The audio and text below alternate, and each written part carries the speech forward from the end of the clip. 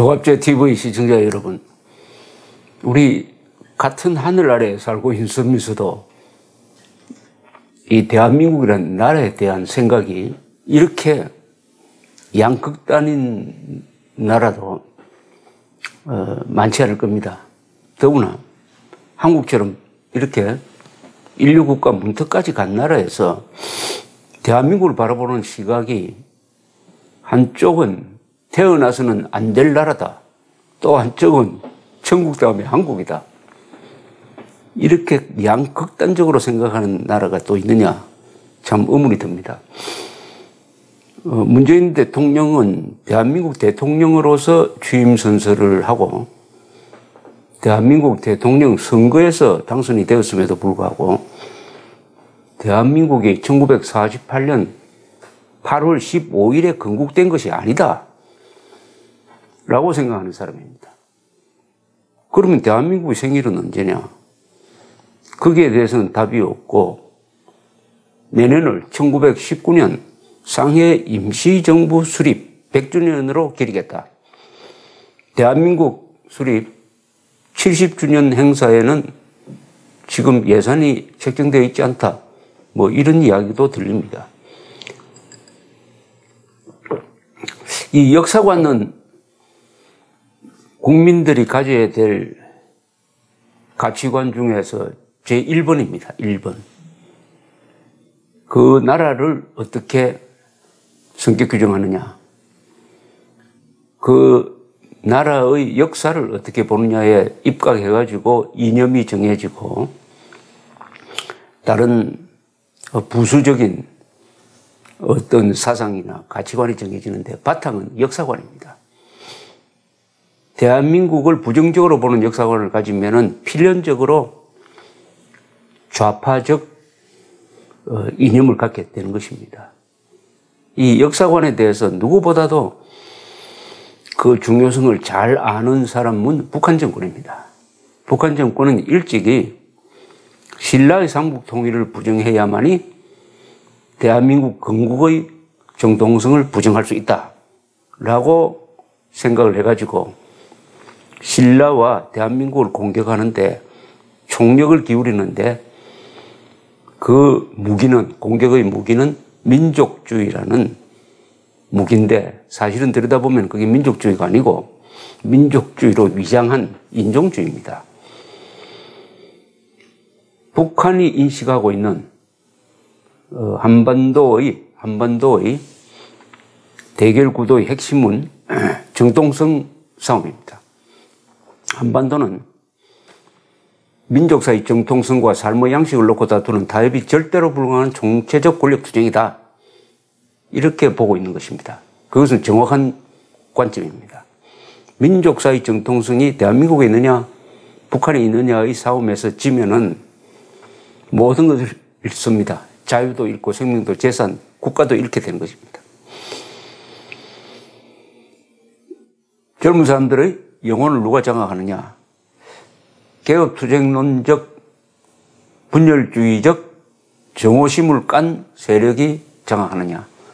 아니면 문명사적 역사관을 가진 사람이 장악하느냐의 싸움이 벌어지고 있습니다. 학회에 나가든지 토론회에 나가면은 이승만, 박정희, 대한민국을 깎아내리기 위한 공격이 많이 들어오는데 가만히 들여다보면은 거기에 어떤 틀이 있습니다. 흔히 프레임이라고 그럽니다. 그 프레임, 공식, 그것을 딱 적용해가지고 이승만, 박정희, 대한민국을 깎아내립니다. 근데 그 프레임을 반박하기는 어렵지 않습니다. 근데 문제는 이것을 복잡하게 반박하면은 잘 먹히지가 않아요. 설명하기 시작하면 진다는 이야기가 있습니다. 이 정치적 논쟁에서는. 그래서 매우 짧게 반박을 해야 되는 겁니다. 그래서 제가 한번 뽑아보았습니다.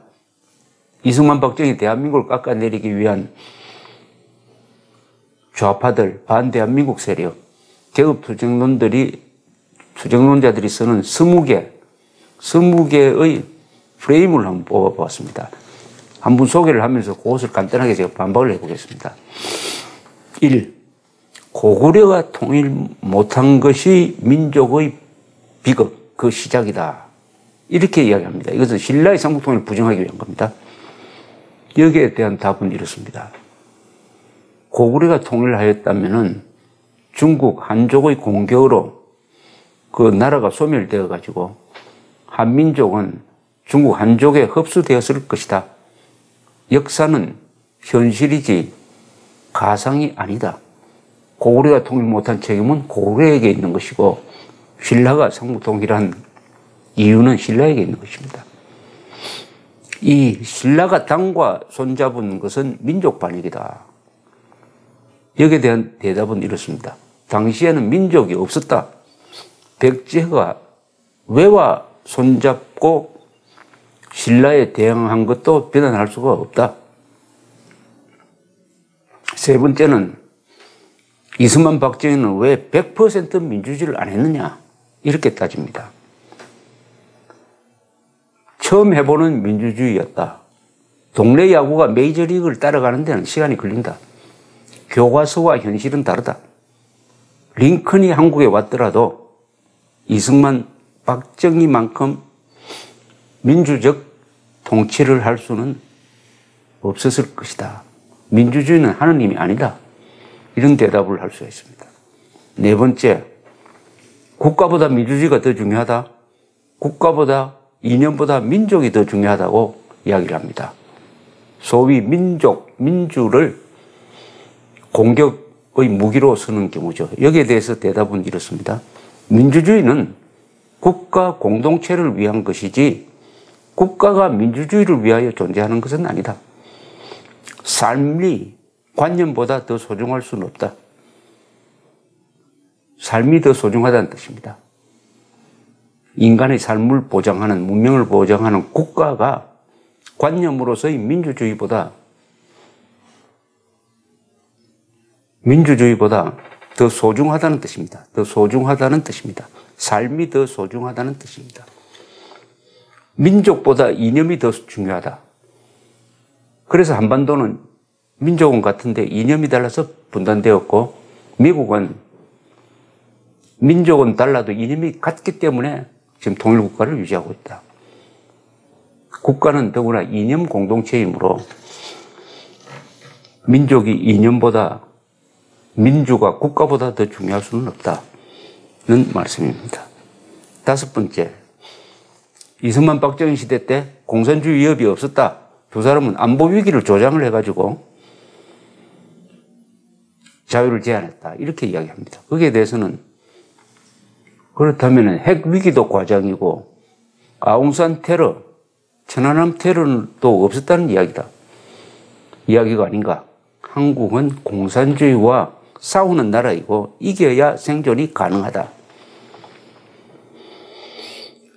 공산주의 위협, 안보 위기를 빼고 이승만 박정희를 평가할 수는 없는 것이다. 대한민국의 생존 방식을 평가할 수는 없는 것이다. 왜냐? 공산주의로부터의 위협, 안보 위기는 국가 생존, 국민의 생사를 규정하는 절대적 조건이므로 이것을 무시한 정치 비평이라든지 평론은 의미가 없다. 이런 이야기입니다. 여섯 번째, 박정희는 쿠데타에 대한 죄책감으로 경제를 발전시켰다. 박정희의 경제 발전을 부정하기 위한 논리입니다. 그러나 박정희는 자신이 쿠데타를 일으켜서 밀어낸 민간 정치인들을 수구 반동 세력으로 경멸하였으며 자신의 군사혁명이 역사적 정당성을 갖고 있다고 자신한 사람입니다. 이 사람은 한 번도 군사혁명을 일으켰다고 해가지고 미안해 한 적이 없는 것입니다. 이것은 학자들이 지어낸 이야기입니다. 일곱째, 경제발전은 노동자, 자영업자, 화이트칼라 덕분이다. 거기에 대한 대답은 이렇습니다. 박정희, 관료, 기업인, 과학기술자의 역할이 경제발전에 있어서 더 컸습니다. 특히 박정희의 역할이 결정적이었습니다. 다른 개발도상국이 한국 모델을 배워가도 성공하지 못하는 이유는 박정희가 없기 때문이라고 학자들은 이야기합니다. 여덟 번째, 북한의 가난은 미국의 봉쇄 정책 때문이다. 이렇게 북한을 편드는 사람들이 많습니다. 거기에 대한 대답은 이렇습니다. 봉쇄 정책을 부른 북한 정권의 전쟁 범죄와 핵개발 및 테러 때문이다. 경제 봉쇄를 누가 불렀느냐 이거죠. 아홉 번째, 박정희의 경제 발전은 양극화를 낳았다. 모든 통계를 이를 부정합니다. 도시와 농촌, 부자와 가난한 사람이 같이 발전하였습니다. 지금 한국은 부의 배분이 세계에서 가장 잘된 나라에 들어가고 있습니다. 양극화는 정치인들이 만들어낸 선동입니다. 1997년의 외환위기도 박정희 때문이다. 이렇게 손가락질합니다. 외환위기는 당시 대통령 김영삼 때문입니다. 11번째, 새마을운동과 서울올림픽은 정권 유지용이었다. 그러니까 박정희, 전두환, 노태우 잘한 것 없다. 이런 이야기죠. 이것은 새마을운동과 서울올림픽의 성공을 위해서 참여한 전 국민에 대한 모독입니다. 설령 정권 유지용이라고 해도 국민을 납득시켜서 새마을운동과 서울올림픽 성공에 참여하도록 했으니까 그것은 독재가 아니라 민주주의입니다. 12번째, 박근혜 탄핵은 사실상 박정희 탄핵이다. 이것은 반민주적 연좌제입니다. 박근혜와 박정희를 한 묶음으로 묶어서 욕하는 것은 그것은 민주주의에서 금하고 있는 연좌제입니다. 연좌제. 이 자체가 범죄입니다. 13번째, 문재인은 세 번째 민주정부 대통령이다. 그 민주는 자유민주주의가 아닐 것입니다. 14번째, 대한민국은 통일 때까지는 임시국가이다. 좌파는 이렇게 생각합니다. 헌법 1조, 3조, 4조, 10조를 위반하는 위험한 발상입니다. 이런 생각은 한국은 북한 정권을 흡수할 자격이 있는 통일의 중심이고 기준점입니다. 임시국가가 아닙니다. 통일된 다음에 새로운 헌법 만들 필요 없이 현재 헌법 체제 안으로 북한 정권을 흡수할 수가 있습니다. 서독이 동독을 그런 식으로 흡수했습니다. 15번째, 이승만과 박정희가 아니더라도 장기 집권을 하면 어느 나라나 발전한다. 이렇게 주장합니다. 무능한 독재자가 장기 집권하면 나라는 망합니다. 37년 독재한 아프리카 짐바브웨의 무가베, 3대 세습하다가 굶겨 죽이고 있는 북한이 증거입니다. 장기 집권한다고 발전한다면 어느 나라든지 장기 집권하지 할 것입니다. 장기 집권하면 오히려 나라를 발전시키기가 더 어렵게 됩니다. 16번째, 이승만은 독재자다. 무슨 독재자가 농지개혁을 하고 교육 확충을 하고 전쟁 중에도 선거를 하며 언론 검열도 하지 않고 스스로 물러납니까? 독재자가 아닙니다. 한국 민주주의의 아버지입니다. 17번째, 반공은 독재를 위한 수단이었다. 반공은 독재를 위한 수단이 아니라 반공은 자유와 민주주의를 지키기 위한 수단이었습니다. 18번째, 장면 정부가 경제개발 계획을 입안을 해놓았는데 박정희는 그것을 도용했을 뿐이다. 따라서 박정희의 경제개발 계획, 그 공은 장면으로 돌려야 된다. 이렇게 이야기합니다. 장면 정부의 경제개발 계획은 도상연습이었습니다. 서류였습니다. 누구나 만들 수 있는 것이었습니다. 탁상에서 천국이 만들어질 수는 없는 것입니다. 실천해야 됩니다. 19번째, 유신시대 역사가 후퇴하였다.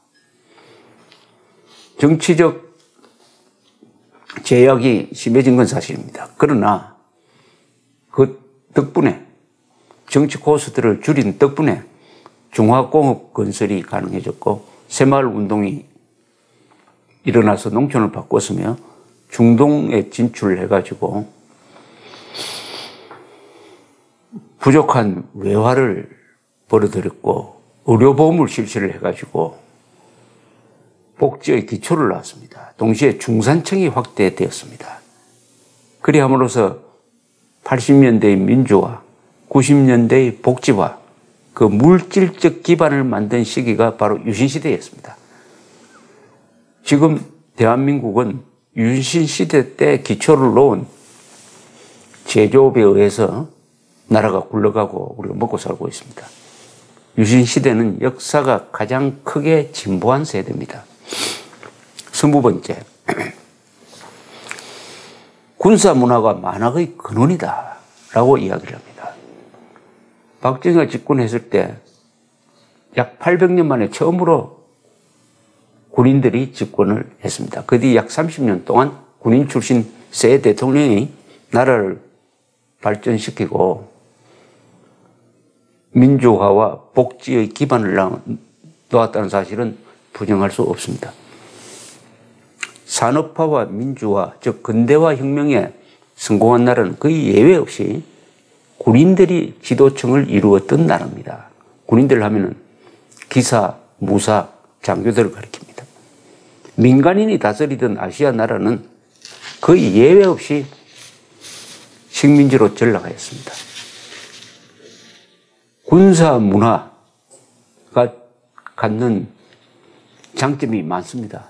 애국심, 지도층의 솔선수범, 상무정신, 협동정신, 하면 된다는 이 규율, 정직성, 이런 것이 한국의 경제 발전에 결정적 도움이 되었습니다. 이렇게 20가지 프레임에 대해서 비판을 한번 해보았습니다.